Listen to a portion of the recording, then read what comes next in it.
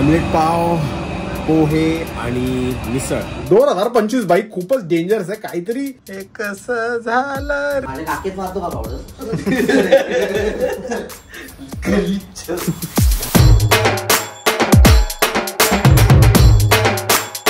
Good morning मित्रांनो. So आता आपण आलो आहे वसईला आणि आता शूटला आलेलो आहे. म्हणजे वॅनिटी वगैरे तिकडे आणि शूट लोकेशन तिकडे. बट पहिलं आता नीलचं शूट आहे आणि त्याच्यानंतर माझं शूट असणार आहे. तर म्हणून मी बोलतो तोपर्यंत नाश्ता करून घेऊ.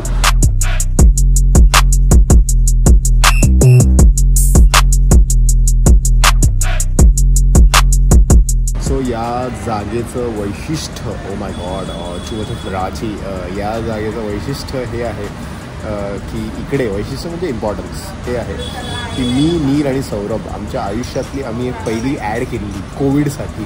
जेव्हा आम्ही कोविडमध्ये फेमस झालो तेव्हा कोविडसाठी एक ॲड केलेली आणि वसईमध्ये आम्ही आलेलो आणि आम्ही इथे 2-3 लोकेशनवर शूट केलं आणि हे शेवटचं लोकेशन होतं जिथे आम्ही शूट केलेलं आणि इथून मग आमचा पॅकअप झालेला. आणि मला असं म्हणजे काल आलो आम्ही आणि काल मला असं हिट झालं की अरे हाँ ये वही जगह लग रहा है, ये वही है.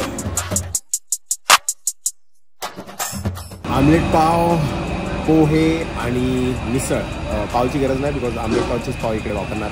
आणि काल आम्ही इथे आलेलो तेव्हा शिरा पण खाल्लेला आणि खिचडी पण खाल्लेली आणि मेदूवडा पण खाल्लेला. वेडे आलेलो भाई. आम्ही खूप दिवसानंतर असा घरचा नाश्ता भेटला मला.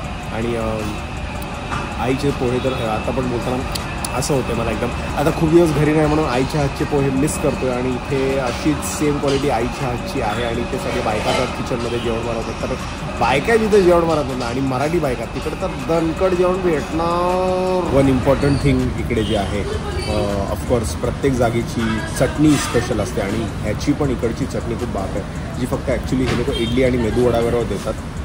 आणि थोडा फेमस असल्यामुळे तेवढा फायदा आला आहे. थोडा काकी बोलले की घेऊन टाक जा.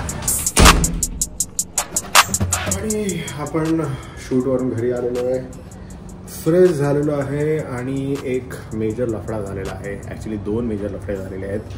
पहिला लफडा आय डोंट नो जर तुम्हाला दिसतोय का नाही. इकडे एक अल्टिमेट लफडा झालेला आहे. एवढा मोठा इकडे विषय झालेला आहे आणि गोसावीचा फोन वाजतोय. बट हा जो विषय झालेला आहे हा खूप छोटा आहे का मोठा आहे मला कळत नाही. बट मला तरी छोटाच वाटतोय. असं काही झालं नाही. पण ज्यावेळी झालं त्यावेळी जो आणि मला असं माझी रूह अशी निघाली आणि डायरेक्ट मी हवेत पोचलो आणि थोडं असं झालं. आणि समोर पुष्कराज होता आणि तो बोलला की ओ शिट. डॉक्टर गोसावी चला डोळा फुल बंद ठेवा. डोळ्यात नाही जायला पाहिजे.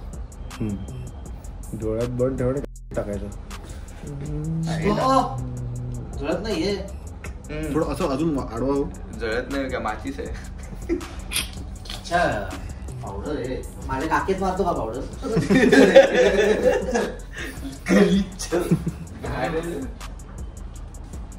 झालं का ओपन करू? त्या हाताने काय करायचं का असंच राहतं? डोळा उघडायचा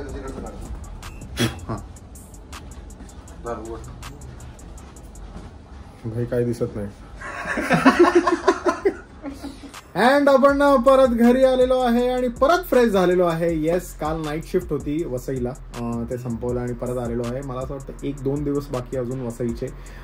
but missing Vasai a lot आत्ताच बिकॉज तिकडचं जेवण तिकडचा माहोल जो होता आणि सगळेजण आम्ही जी मजा करायचो भाई धमाल धमाल धमाल धमाल. आणि 1 दिवस झालेला आहे. कुठे लागलेलं इथे? हां इथे.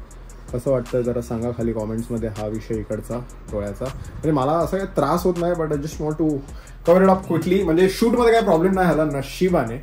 सगळं सॉर्ट झालेलं आहे. आणि हा ॲक्सिडेंट काय झाला ते तुम्हाला आता नाही सांगू शकत. जसं मी बोललो तुम्हाला मी नंतर सांगेल जेव्हा सगळा BTS वगैरे त्या गोष्टीचा येईल.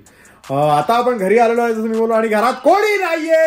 येस फुल शांतता आहे क्रेझी वाली बिकॉज आई पप्पा गेलेत गावाला. आणि रविवार म्हटलं की विषय तर हार्ड झालाच पाहिजे ना. घरची बच्ची किती दिवसानंतर. अँड फायनली 3500 years लेटर आपण घरी आलेलो आहे आणि आपण घरचं जेवण जेवणार आहे. एवढं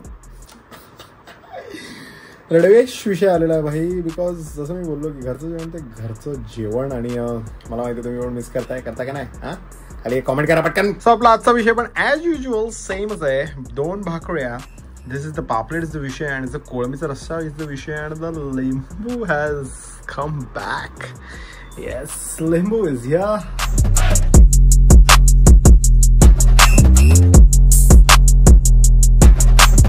अँड इट्स इव्हनिंग का विषय नाव. येस, जेवून एवढ्या दिवसानंतर संडेची झोप आपल्याला छानवाली भेटलेली आहे.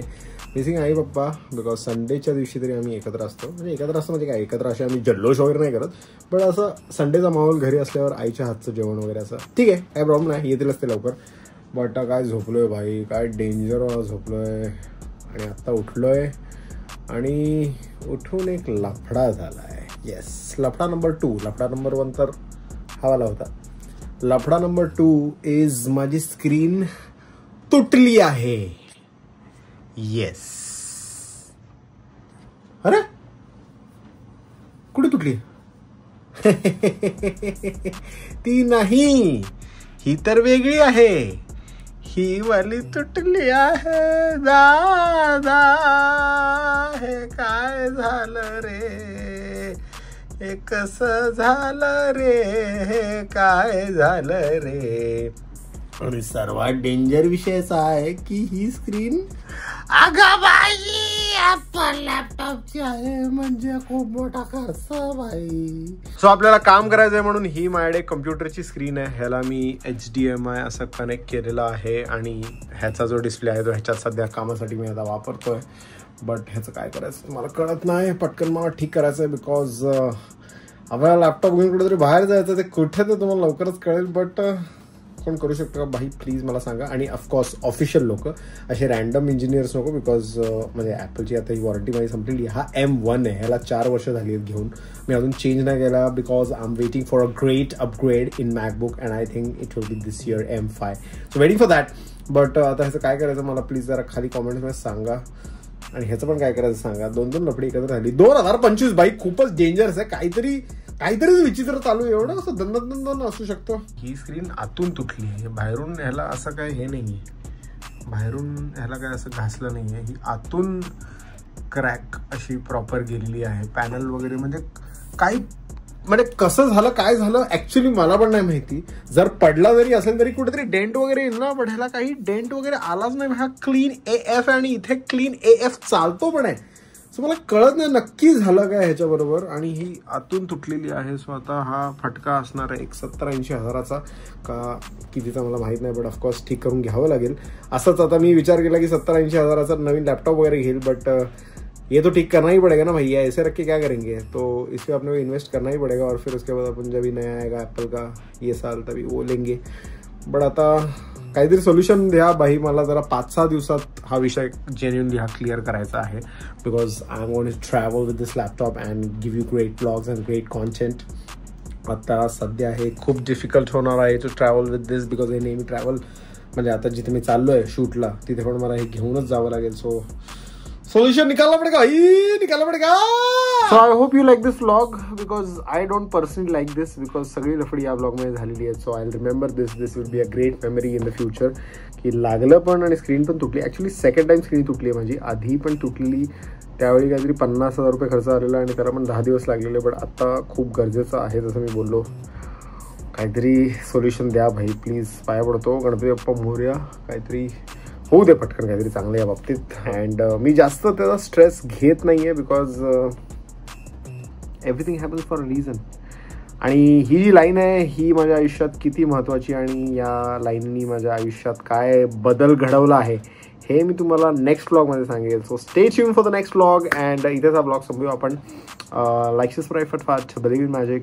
अँड असं गो 2 ब्लॉग आलेले आहेत फाटफूट. आता पुढचे पण ब्लॉग फाटफूट येणार आहे. सो सबस्क्राईब करून ठेवा, नोटिफिकेशन बिल विसरू नका.